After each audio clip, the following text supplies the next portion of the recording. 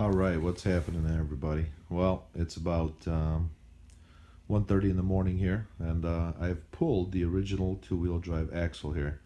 Um, Not really a whole lot to it other than just maneuvering the lower control arms out of the, you know, they're just kind of dry, kind of in there. Plus, I had one bolt with my awesome luck for the track bar bracket, and I'll show you that here. Check that bad boy out. So that right there is a welded nut that was welded at the top, right inside the motor mount on the driver's side. And the weld broke loose, and so if you see, I hacked it up real bad to try to get it out, but it's out. So again, the axle is out. Really nothing crazy here. What you need here is a 15 millimeter, an 18 millimeter, a 21 millimeter. It's all metric, and pretty much everything comes down fairly easily. This is the only bolt I had trouble with. The control arm bolts, no issues. Shocks, no issues. Track bar, the other three bolts, no issues. Just that one bastard.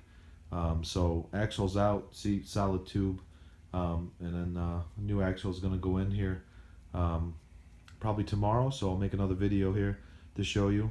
If you look underneath here, that's what you got there.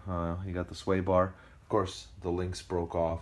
And I was gonna do a much bigger lift, but I've decided to go with a 2-inch lift only. So there's the stock coil springs as well. This one's in pretty good shape. Passenger side's terrible.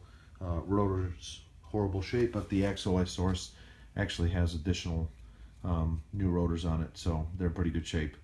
I just hung the calipers there with just some solid wire, just to make sure they're not dangling there so they don't rip off. Again, two bolts on the upper control arms. Those are 15 millimeter. Lower control arm bolts are 18 millimeter, and then the track bar bolts all 18 millimeter as well. And that's really about it. That's all that you really need to do to get this thing out. It's really that simple. I'm trying to think of anything else I had to do really, but I just, there really isn't, other than like I said, taking the calipers off. The spring perches, spring hold downs, right there, I just bent them. It didn't matter. This axle's useless.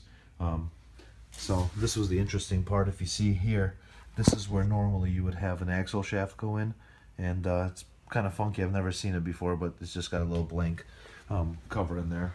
So looks like steering stabilizer was in pretty good shape as well. And the shocks, although a little rusty, are actually really, really good, but I don't really think I'm going to reuse them. I'm going to go ahead with some new shocks. So that's really about it, and shock bolts are 9/16, so those are the only non-metric items on the Jeep.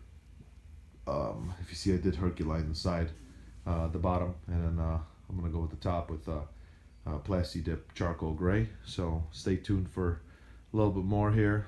This was a battle with that single one bolt that just took took me a lot longer than it should have. But hopefully tomorrow I'll put that new axle in, and it should really kind of go in pretty smooth. Yeah, so stay tuned. Thanks for watching.